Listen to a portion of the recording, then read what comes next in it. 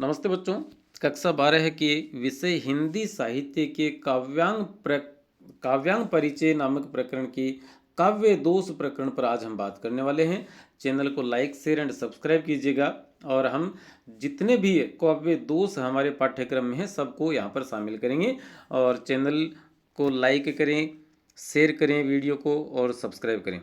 यहाँ देखेंगे क्या लिखा है कि काव्य के मुख्यार्थ अर्थात मुख्य अर्थ में बाधा उत्पन्न करने वाले तत्वों या विकारों को काव्य दोष कहा जाता है। दोष का अर्थ ही कमी होता है।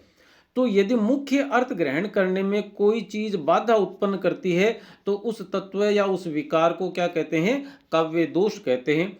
काव्य में वर्ण, शब्द, वाक्य गठन, रस, छंद और अलंकार इत्यादि का समुचित प्रयोग न होने पर बाधा उपस्थित होती है और इससे रचना का सौंदर्य और महत्व कम हो जाता है। काव्य गुण में क्या हुआ था आपने पहले वाले वीडियो में देखा, तो वहां पर काव्य प्रभावी एवं रोचक हो जाता है, जबकि काव्य दोष से क्या होता है? काव्य रचना का सौंदर्य और उसका महत्व कम हो जाता है। सार रूप में बात करें तो ऐसे तत्व जो किसी काव्य में रस, गुण, अलंकार इत्यादि साहित्यिक तत्वों को नष्ट करते हैं, मुख्यार्थ को नष्ट करते हैं, उन तत्वों को काव्य दोष कहा जाता है। वर्गीकरण देखेंगे तो काव्य दोषों को निम्न 3 श्रेणियों में विभक्त किया जाता है। कौन कौन सी 3 श्रेणियां हैं? देखें कि शब्दगत या पदगत काव्य दोष, दूसरा है अर्थगत काव्य दोष और तीसरा है रसगत काव्य दोष। पहले इनका अध्ययन करते हैं, उसके बाद में देखेंगे। तो शब्दगत या पदगत काव्य दोष कौन से होते हैं? देखें कि जिस किसी रचना में व्याकरण से संबंधित कोई दोष पाया जाता है उसे शब्दगत या पदगत काव्य दोष कहा जाता है। जैसे कुमुदिनी खिल गया बाल रवि को देखी। अब कुमुदिनी एक पुष्प है और वह कुमुदिनी खिल गई होना चाहिए था बाल रवि को देखकर, लेकिन शब्द यहाँ पर क्रिया क्या लगा दी? पुल्लिंग लगा दी। अतः व्याकरण संबंधी दोष हो गया और इस कारण से इसमें शब्दगत या पदगत काव्य दोष ही माना जाएगा। क्या लिखा है देखेंगे कि विवेच्य पद में कुमुदिनी शब्द स्त्रीलिंग है, जबकि क्रिया भी स्त्रीलिंग के रूप में, अतः क्रिया भी स्त्रीलिंग के रूप में ही प्रयुक्त होनी चाहिए थी, किंतु कवि ने गया पुल्लिंग क्रिया का प्रयोग कर दिया है। इस कारण व्याकरण संबंधी दोष होने से शब्दगत या पदगत काव्य दोष माना जाएगा। दूसरा है अर्थगत काव्य दोष, कि जब किसी रचना में एक ही अर्थ को प्रकट करने के लिए अनेक अर्थात एक से अधिक अनावश्यक शब्दों का प्रयोग कर दिया जाता है तो वहां अर्थगत काव्य दोष माना जाता है। क्या लिखा है कि बांध्यो जल निधि नीर निधि जलधि सिंधु वारिस। अब ये जल निधि का अर्थ ही सागर हो गया, तो ये सारे के सारे सागर के पर्यायवाची शब्द हैं, इनको देने की आवश्यकता नहीं थी, लेकिन छंद की जो मांग होती है उसे पूरा करना जरूरी होता है, इसलिए इन शब्दों को दे दिया गया और इसके कारण से अर्थ से संबंधित एक दोष प्रकट हो गया, अनावश्यक शब्दों का इस्तेमाल कर लिया गया। अतः यहाँ पर अर्थगत काव्य दोष माना जाएगा। जैसे ये उक्त पद में कवि ने समुद्र या सागर के अर्थ को प्रकट करने के लिए समुद्र के एक से अधिक पर्यायवाची शब्दों का प्रयोग कर दिया है। अतएव अनावश्यक शब्दों के प्रयोग के कारण यहाँ अर्थगत काव्य दोष माना जाएगा। एक और उदाहरण है कि हम रविवार के दिन यहाँ आएंगे। सिर्फ इतना ही लिख दिया जाता, हम रविवार को यहाँ आएंगे, तो दिन लिखने की आवश्यकता नहीं थी। अब वार और दिन दोनों एक दूसरे के पर्यायवाची हैं, तो दिन शब्द का अनावश्यक रूप से प्रयोग किया गया है, अतः अर्थगत काव्य दोष माना जाएगा। तीसरा काव्य दोष है वाक्य दोष या रसगत काव्य दोष। इसमें क्या होता है? क्रमबद्ध भंग संबंधी दोष पाया जाता है। क्या लिखा है देखें कि जिस किसी रचना में क्रम भंग संबंधी दोष पाया जाता है, अर्थात पदों का सही क्रम पर प्रयोग नहीं किया जाता है, वहां वाक्य दोष या रसगत काव्य दोष माना जाता है। अमानुषी भूमि अबानरी करो। क्या लिखा है? अमानुषी भूमि अबानरी करो। अब इसको समझाने के लिए पहले नीचे लिख ही दिया है, तो देखें कि विवेच्य पद में रावण कहना चाहता है कि मैं इस भूमि को मनुष्यों और वानरों से रहित कर दूंगा, मतलब इस धरती पर से मैं मनुष्य और बंदर दोनों को खत्म कर दूंगा। लेकिन इसने क्या कहा? जो अमानुषी शब्द था, भूमि शब्द था, इनका गलत जगह प्रयोग हो गया, किंतु भूमि शब्द का गलत स्थान पर प्रयोग होने के कारण पाठक इस पद का अर्थ यह ग्रहण कर सकता है कि मैं मनुष्यों से रहित, क्योंकि अमानुषी भूमि लिखा उसने कि अमानुषी भूमि, कि मनुष्यों से रहित भूमि को अबानरी करो, बंदरों से भी रहित कर दूंगा। रावण ने क्या कहना चाहा? कि मैं इस भूमि को मनुष्य और वानरों से रहित कर दूंगा, लेकिन भूमि शब्द का प्रयोग गलत स्थान पर कर दिया गया, इसलिए इसका अर्थ कोई भी सामान्य पाठक क्या निकलेगा कि मनुष्यों से रहित भूमि को वानरों से रहित कर दूंगा, जबकि धरती पर मनुष्य तो है ही, तो मनुष्य रहित भूमि तो है ही नहीं, अतः यहां पर क्या हो जाएगा? रस दोष या वाक्य दोष हो जाएगा। किंतु भूमि शब्द का गलत स्थान पर प्रयोग होने के कारण पाठक इस पद का यह अर्थ ग्रहण कर सकता है कि मैं मनुष्यों से रहित इस भूमि को वानरों से रहित कर दूंगा, अतएव यहां रस दोष या वाक्य दोष माना जाएगा। दो उदाहरण और देखें कि भीड़ में 4 जयपुर के लोग थे। अब जयपुर 4 नहीं है, जयपुर के लोग 4 हैं, लेकिन 4 शब्द का गलत स्थान पर प्रयोग कर दिया। क्या कहना चाहिए था?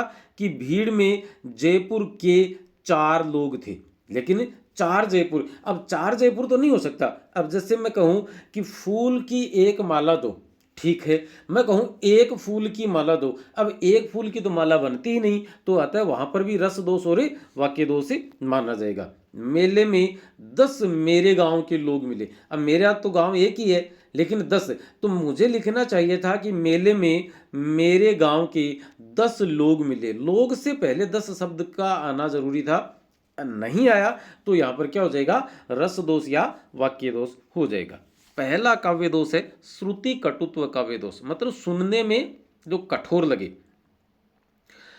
कवि जहां कठोर वर्णों का प्रयोग करता है और वे सुनने में अच्छे नहीं लगते, कानों में खटकते हैं, वहां श्रुति कटुत्व काव्य दोष, यहां पर क्या होगा? काव्य दोष माना जाता है। जो सुनने में कठोर लगते हैं, अच्छे नहीं लगते, कानों में खटकते हैं, वहां पर श्रुति कटुत्व दोष माना जाता है। पहचान क्या है? कि जब किसी पद में संयुक्त व मूर्धन्य वर्णों का प्रयोग अधिक किया हो तो वहां श्रुति कटुत्व काव्य दोष माना जाता है। जैसे भ्रत सना से भीत हो वह बाल तब चुप हो गया, तो भ्रत सना से भीत हो, ये सुनने में थोड़ा कठोर था। दूसरा उदाहरण है त्रिया अलक चक्षु श्रवा डसे परत ही दृष्टि। अब चक्षु श्रवा मतलब चक्षु श्रवा, सांप के लिए शब्द है ये, तो लेकिन चक्षु श्रवा कि आंखों से सुनने वाला, चक्षु श्रवा कानों में खटकता है, और इस कारण से यहां पर श्रुति कटुत्व काव्य दोष। पावन पद वंदन करके प्रभु कब कात्यार्थ मुझसे मिले मुझसे, तो कात्यार्थ शब्द जो है वह कानों में खटकता है। कवि के कठिनतर कर्म की करते नहीं हम धृष्टता, पर क्यों नहीं विषयोत्कृष्टता करती विचारोत्कृष्टता। तो धृष्टता, विषयोत्कृष्टता और विचारोत्कृष्टता, ये जो शब्द थे ये सुनने में कठोर लगते हैं, कानों में खटकते हैं, अतः यहाँ पर श्रुति कटुत्व काव्य दोष होगा। दूसरा काव्य दोष है ग्राम्यत्व काव्य दोष, कि जब कवि द्वारा अपनी रचना में ग्रामीण एवं बोलचाल की भाषा के शब्दों का प्रयोग कर दिया जाता है तो उसमें प्रांतीय या देशज शब्दों के आ जाने से ग्राम्यत्व काव्य दोष माना जाता है। जैसे मूंड पर मुकुट धरे सोहत है गोपाल, मूंड सिर को कहते हैं, तो सिर शब्द के स्थान पर क्या ले लिया? देशज शब्द ले लिया या ग्रामीण बोलचाल की भाषा का शब्द ले लिया, अतः ग्राम्यत्व काव्य दोष। दूसरा उदाहरण है हेरत हेरी हरि को रस खाने बतायो न लोग लुगाइन। अब लुगाई शब्द जो है वह ग्रामीण बोलचाल की भाषा का है, अतः ग्राम्यत्व। कैसे कहते हो इस द्वार पर फिर कभी न आऊंगा।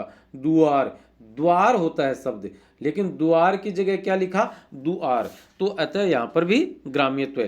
पड़े झटोले पे रहे नींद न आई रात। झटोला शब्द छोटे चारपाई को कहा जाता है, जिसको खटोला कहते हैं, लेकिन झटोला शब्द का इस्तेमाल ग्रामीण बोलचाल की भाषा का है, अतः ग्राम्यत्व काव्य दोष। कलिष्टत्व काव्य दोष। कलिष्टत्व में जहाँ बहुत बड़े बड़े विद्वान भी अर्थ ग्रहण करने में मुश्किलों का सामना करते हैं, उसे कलिष्टत्व काव्य दोष कहते हैं। क्या है देखो, जब किसी काव्य में ऐसे शब्दों का प्रयोग कर दिया गया हो कि एक सामान्य पाठक तो क्या, बड़े बड़े विद्वान भी बड़ी कठिनाई से उसका अर्थ ग्रहण कर पाते हैं, तो वहां कलिष्टत्व काव्य दोष माना जाता है। कलिष्टत्व काव्य दोष लिखते कैसे हैं वो भी ध्यान दे लीजिए थोड़ा सा, क्योंकि आपको खालिस्तान में कलिष्टत्व शब्द लिखना होगा। पहचान के लिए जहां कई शब्द मिलकर किसी एक अर्थ को प्रकट करते हैं, वहां कलिष्टत्व काव्य दोष माना जाता है। उदाहरण देखें, आजा सहेली तासु रिपु ता जननी भरतार ताके सुते मित्र को भजिए बारंबार। यहाँ पर कवि कृष्ण के बारे में कह रहा है कि कृष्ण की पूजा करो, कृष्ण को भजो, याद करो, स्मरण करो उनका, लेकिन कृष्ण शब्द ही कहाँ है इसमें देखिएगा। अजा मानी बकरी, सहेली मानी भेड़, अजा की सहेली कौन, भेड़। तासु रिपु, उसका रिपु, उसका दुश्मन, रिपु मानी शत्रु, उसका दुश्मन कौन है, भरभूट। और ता जननी, और उस भरभूट की माँ कौन है, धरती, और धरती के भरतार इंद्र। ताके सुत कि मतलब, ताके सुत मतलब उसके पुत्र मतलब अर्जुन, और अर्जुन का मित्र कौन था, कृष्ण को भजिए बारंबार। बताइए कृष्ण शब्द कितनी मुश्किल से मिला है। अवजा सहेली तासूरी पूता जननी भरतार ताके सुत के मित्र को भजिए बारंबार, बड़ी मुश्किल से इसका अर्थ ग्रहण किया जा सकता है, अतः यहाँ कलिष्टत्व काव्य दोष माना जाएगा।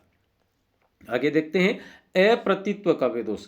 अप्रतित्व क्या होता है, देखें कि जब किसी पद में ऐसे शब्दों का इस्तेमाल कर दिया जाता है जो कि मुख्य अर्थ में तो वह शब्द कोई अन्य अर्थ प्रकट करता है, किंतु साहित्यिक अर्थ में कोई अन्य अर्थ प्रकट करता है, तो वहां अप्रतित्व काव्य दोष माना जाता है। अप्रतित्व शब्द इस प्रकार से लिखा जाएगा।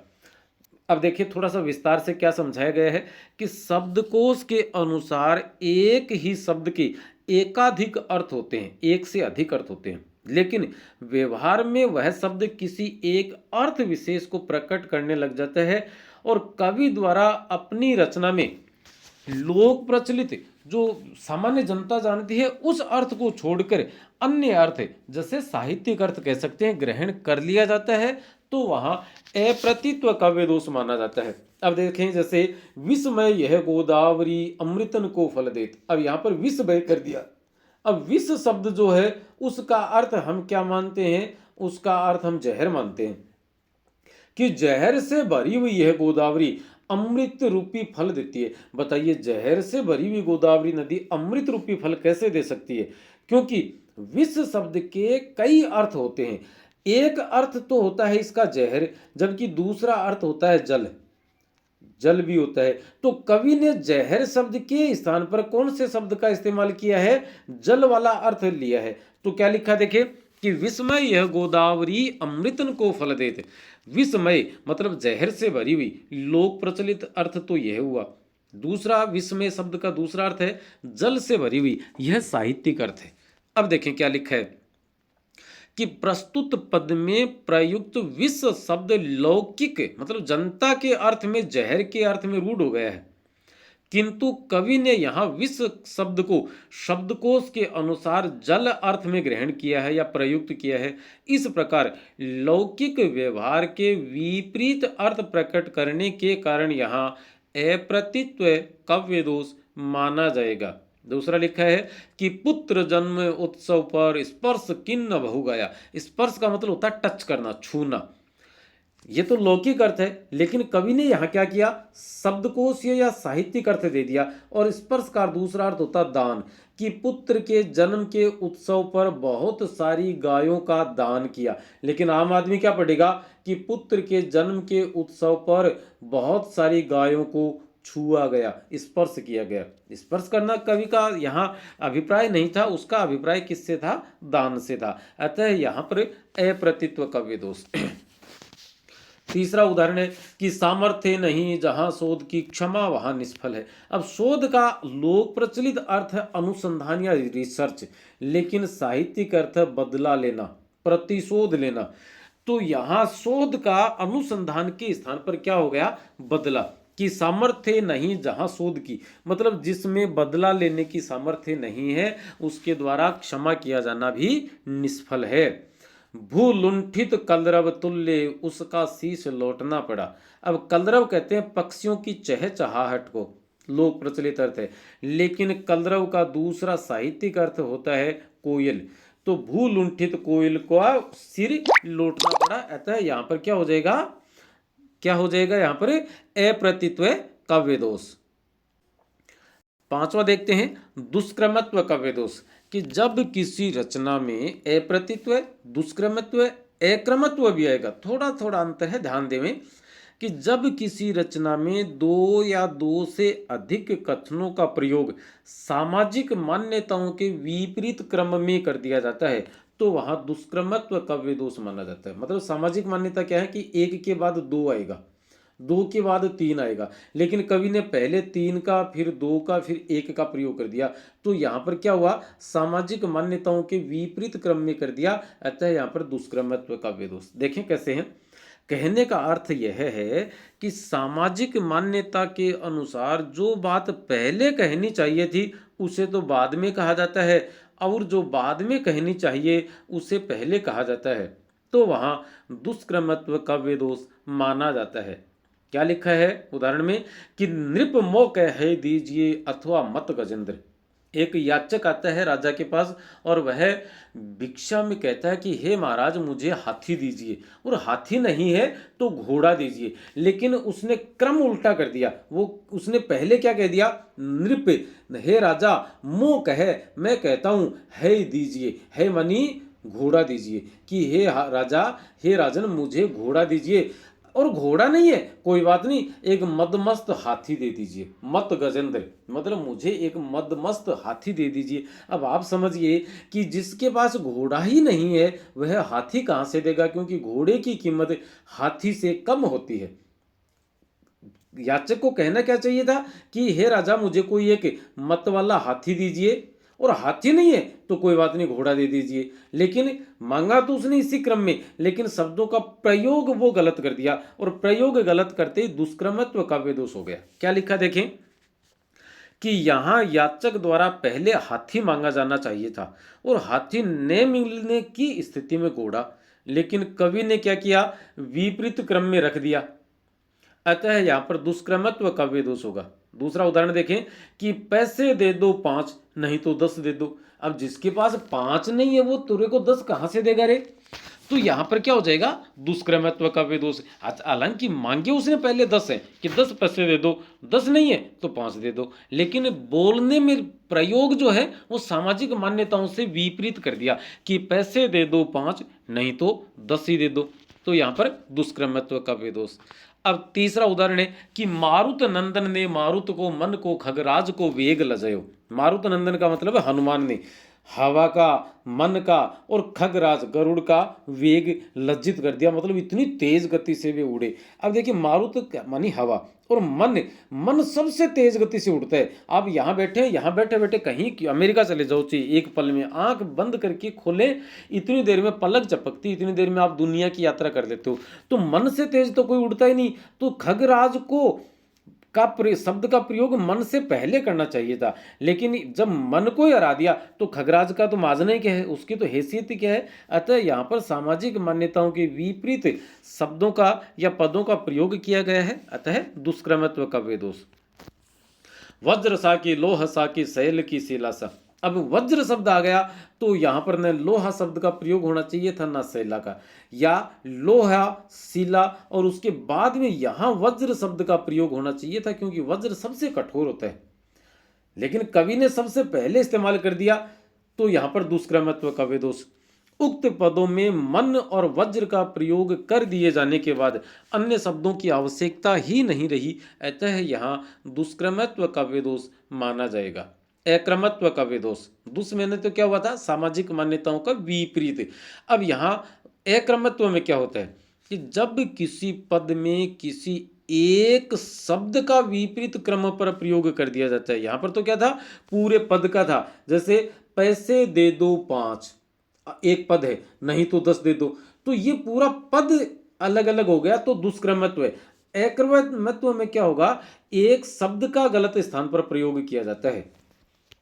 कि जब किसी पद में किसी एक शब्द का विपरीत क्रम पर प्रयोग कर दिया जाता है, अर्थात जो शब्द बाद में आना चाहिए था उसे पहले लिख दिया, और जो तो वहां अक्रमत्व का विदोष माना जाएगा। कहने का अर्थ है कि यदि किसी पद में क्रम भंग संबंधी अशुद्धि पाई जाती है तो वहां अक्रमत्व का विदोष माना जाता है। जैसे विश्व में लीला निरंतर कर रहे हैं मानवी।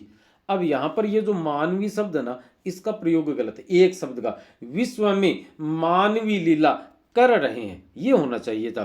पत राखो पति राधा मेरी। अब पति राधा को उल्टा कर देते, पत राखो राधापति मेरी। राधापति कृष्ण के रूप में, पति राधा भी कृष्ण के रूप में, लेकिन पति शब्द का इस्तेमाल गलत जगह हुआ। विश्व में मिलते नहीं हैं वीर भीम समान के, भीम के समान वीर, वीर शब्द यहां होना चाहिए था। विश्व में मिलते नहीं हैं भीम के समान वीर, लेकिन काव्य के में छंद या छंद की मांग के अनुसार वीर शब्द को पहले लिखा, तो यहां पर क्या हो गया, अक्रमत्व का विदोष। अब आता है चुत्त संस्कृति का विदोष। यहां क्या है कि जब किसी पद में कोई शब्द व्याकरण के नियमों के विरुद्ध प्रकट होता है या प्रयुक्त होता है, तब भाषा के संस्कार गिर जाने, मतलब च्युत हो जाने के कारण वहां च्युत संस्कृति काव्य दोष माना जाता है। जैसे क्षण भर रहा उजाला में, उजाला में नहीं उजाले में। तत्व वचन जब सीता बोला, अब सीता बोला नहीं सीता बोली। फूलों की लावण्यता देती है आनंद, तो लावण्यता नहीं, फूलों का लावण्य देता है आनंद। तो लावण्यता और देता दोनों शब्दों का गलत प्रयोग हुआ है, तो व्याकरण के नियम भंग हो गए हैं, अतः यहाँ पर च्युत संस्कृति काव्य दोष माना जाएगा। 8वां है अश्लीलत्व काव्य दोष। कि जब कवि घृणास्पद, लज्जास्पद एवं अमंगल सूचक शब्दों का प्रयोग कर देता है, जिससे काव्य में फूहड़पन या भद्दापन आ जाता है, तो वहां अश्लीलत्व काव्य दोष माना जाता है। जैसे लगे थूक कर चाटने अभे अभी श्रीमान, तो थूक कर चाटना एक विभत्स चीज है, फूहड़पन है, भद्दापन है, इसलिए अश्लीलत्व काव्य दोष। रावण के दरबार में स्थित अंगद का पाद, और अंगद का पाद शब्द जो है उसको पैर के लिए भी लिखते हैं, लेकिन अपान वायु जिसमें हम कहते हैं ना गैस हो गई, गैस छोड़ने के लिए भी पाद शब्द का प्रयोग करते हैं, इसलिए अश्लीलत्व का विदोष यहां माना जाएगा। टूटी खाट पर टपकत टूटी टटिया टूटी, तो टटिया शब्द जो है वह अश्लीलत्व भी माना जाता है। तो हम हैं अभिनव सरोवा, व्याख्याता हिंदी साहित्य और अनिवार्य का अध्यापन करवाते हैं, और हिंदी संबंधी और जानकारियों के लिए आप हमारे इस चैनल को सब्सक्राइब कर लें। नमस्ते, धन्यवाद, जय हिंद, जय भारत।